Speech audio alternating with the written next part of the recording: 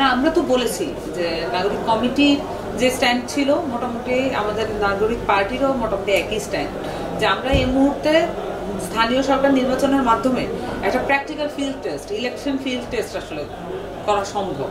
তাহলে সেইটার সুযোগটা আমরা কেন হাতছাড়া করবো? আমাদের একটা করে জায়গা যদি রিফর্ম হয়, সেই জায়গাটাকে ইমপ্লিমেন্টেশন করে আমরা কিন্তু দেখতে পারি যে, কারণ সবচেয়ে বড় ব্যাপার আমরা যেটা বললাম যে দায়বদ্ধতা এই যে 3টা অবৈধ নির্বাচন, প্রশ্নবিদ্ধ নির্বাচনের পরে আমরা একটি অভ্যুত্থানের পরে আমরা চাইবো না যে পরবর্তী নির্বাচন যেটা হবে সামনেই, সেই নির্বাচনটা কোনোভাবেই প্রশ্নবিদ্ধ হবে। তার মানে এটাকে প্রশ্নের ঊর্ধ্বে রাখা। আমরা এর আগে দেখেছি না, বিভিন্ন নির্বাচনের পর আমরা দেখেছি নির্বাচন ভালো হয়নি, প্রশ্নবিদ্ধ ছিল এবং এটা ফেয়ার হয়নি, এ ধরনের অভিযোগ তুলতে। আমরা তো চাইবো না যে সামনের নির্বাচন নিয়ে কোনো ধরনের প্রশ্ন থাকুক। তাহলে প্রশ্ন উঠবে কি অর্থে? প্রশ্ন উঠবে যদি এখানকার পুরো আমাদের যে ফিল্ডটা তো রেডি না, এটা তো এখন আওয়ামী লীগের যে দখলের ফিল্ড হয়ে আছে। তার মানে এটা এক ব্যক্তি এবং এক দলের শাসন কায়েম করার জন্য এখনো তৈরি হয়ে আছে। এটাকে পরিবর্তন করতে হবে, এটার প্যারাডাইম শিফটটা ঘটাতে হবে। তাহলে গিয়ে এটা একটা সবার জন্য পার্টিসিপেটরি একটা জায়গায় আসবে। তো আমরা যেটা মনে করছি যে স্থানীয় নির্বাচনের মাধ্যমে এটার একটা ফিল্ড টেস্ট করা সম্ভব। আমরা মনে করি যে এটা আমাদের পক্ষ থেকে নিশ্চয়ই একটা প্রতিবাদ থাকবে, এবং আমরা যেহেতু আমরা আসলে যেটা দেখতে চাই যে মাঠে গুণগত পরিবর্তন, এবং সেখানে এই যে প্রতিষ্ঠানগুলো সেটা কি রিফর্ম প্রপোজাল অনুযায়ী হচ্ছে কিনা, বা রিফর্ম প্রপোজালটাও এখানে অ্যাপ্লিকেবল কিনা, এই জায়গাগুলো কিন্তু আমরা চেক দিব। কারণ আমাদের কিন্তু রাজনৈতিক দল হিসেবে আমাদের যেহেতু ইলেকশনের সাথে সরাসরি সম্পর্ক স্থাপন করতে হবে, এবং এটা অবশ্যই শর্ত সাপেক্ষ, যেগুলো আমি বললাম, বিচার সংস্কার, তারপরে গণপরিষদ নির্বাচন। কিন্তু নির্বাচনের সাথে সে যেহেতু সংশ্লিষ্টতা একটা রাজনৈতিক দলের বেশি থাকে, অবশ্যই এখানে কে কিভাবে এই নির্বাচনকে দেখতে চাচ্ছে সেটা আমাদের জন্য খুবই গুরুত্বপূর্ণ ব্যাপার। তো যদি স্থানীয় সরকার নির্বাচনের মাধ্যমে ফিল্ড টেস্ট করা না হয় এবং সেই সাথে তড়িঘড়ি করে একটা হতকারীভাবে একটা জাতীয় সংসদ নির্বাচন দিয়ে দেওয়া হয়, গণপরিষদও না, সেটা তো আসলে মেনে নেব না।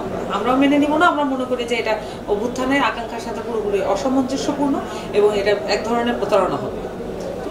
আমাদের কাছে তো আসলে মানে নির্বাচনটা সবসময় আমরা নির্বাচনটা কন্ডিশনাল রেখেছি। কন্ডিশনাল এই অর্থে যে প্রথমত নির্বাচন মানে কোন নির্বাচন? আমরা যখনই নির্বাচন নিয়ে কথা বলতে শুনি তখন দেখি যে এখানে তথাগত মানে যেটা প্রথাগত যে নির্বাচন, সেই নির্বাচনের কথা বলা হয়। কিন্তু একটা অভ্যুত্থানের মধ্য দিয়ে পাওয়া আমাদের যে আকাঙ্ক্ষা, সেটার আকাঙ্ক্ষার সাথে সামঞ্জস্যপূর্ণ না। তার মানে এখানে নতুন ধরনের নির্বাচনী ব্যবস্থা প্রয়োজন, এবং আমাদের যে বর্তমান সংবিধান, সেই সংবিধান এই ধরনের নির্বাচনী ব্যবস্থা পরিপন্থী। তাহলে এই সংবিধান পরিবর্তনের জন্য আমরা বলেছি যে একমাত্র ম্যান্ডেট দিতে পারেন গণপরিষদ নির্বাচন।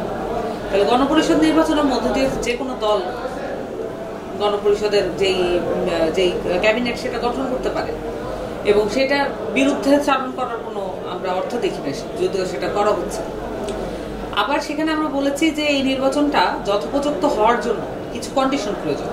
প্রথমত আওয়ামী লীগের প্রশ্নে আমাদের অবস্থান কি হবে, এটা নিয়ে এক ধরনের ধোঁয়াশা সৃষ্টি করার চেষ্টা হচ্ছে। এটা এক ধরনের রাজনৈতিকভাবে ফায়দা লোটার একটা পরিস্থিতি তৈরি করা হচ্ছে।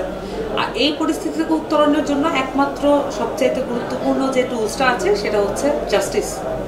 তাহলে আমরা যদি এই অভ্যুত্থানে কার কি ভূমিকা ছিল, আওয়ামী লীগের নেতা কর্মীদের কার কি ভূমিকা ছিল, এই ভূমিকাটা যদি আমরা পর্যালোচনা করি এবং বিচারিক প্রক্রিয়ায় আমরা এগিয়ে যাই, আর সামাজিকভাবে এই পর্যালোচনার মধ্যে দিয়ে আমরা যাই, তাহলে এটার একটা গাইডলাইন পাওয়া যাবে যে আওয়ামী লীগের মধ্যে কারা আসলে আমাদের সোসাইটিতে থাকবে এবং কারা নির্বাচনে অংশগ্রহণ করতে পারবে কি পারবে না।